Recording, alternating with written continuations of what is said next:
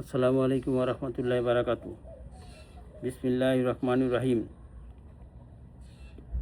সূরা আল হিজরের ৮৮ নম্বর আয়াতের বাংলা তর্জমা। মহান আল্লাহ সুবহানাহু ওয়া তাআলা বলেন, তুমি মুমিনদের প্রতি সহানুভূতিপূর্ণ আচরণ করো। বিসমিল্লাহির রহমানির রহিম।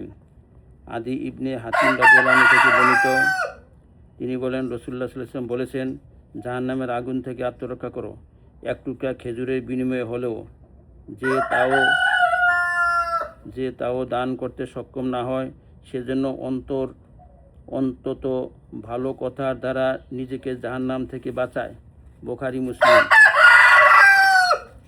বিসমিল্লাহির রহমানির রহিম। আবু হুরায়রা রাদিয়াল্লাহু আনহু থেকে বর্ণিত, নবী সাল্লাল্লাহু আলাইহি ওয়াসাল্লাম বলেছেন, ভালো কথাও একটি সদকা বা দান বিশেষ। ইমাম বুখারী ও ইমাম মুসলিম হাদিসটি বর্ণনা করেছেন। এটি একটি হাদিসের অংশ বিশেষ। পূর্ণ হাদিস ইতিপূর্বে বর্ণিত হয়েছে। বিসমিল্লাহির রহমানির রহিম। আবু যর রাদিয়াল্লাহু আনহু থেকে বর্ণিত, তিনি বলেন, রাসূলুল্লাহ সাল্লাল্লাহু আলাইহি ওয়াসাল্লাম আমাকে বলেছেন, কোনো ভালো কাজে অবজ্ঞা করো না, যদিও তা তোমার ভাইয়ের সাথে তোমার হাসি মুখে মুলাকাত হয়। মুসলিম। বিসমিল্লাহির রহমানির রহিম। আনাস রাদিয়াল্লাহু আনহু থেকে বর্ণিত, নবী সাল্লাল্লাহু আলাইহি ওয়াসাল্লাম যখন কোনো কথা বলতেন ৩ বার তার পুনরাবৃত্তি করতেন, যাতে শ্রোতা তার থেকে তা বুঝে নিতে পারে। যখন তিনি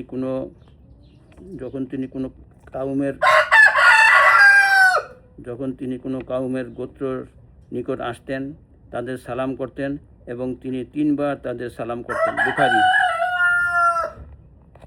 আল্লাহ আমাদেরকে আমল করার তৌফিক দান করুন।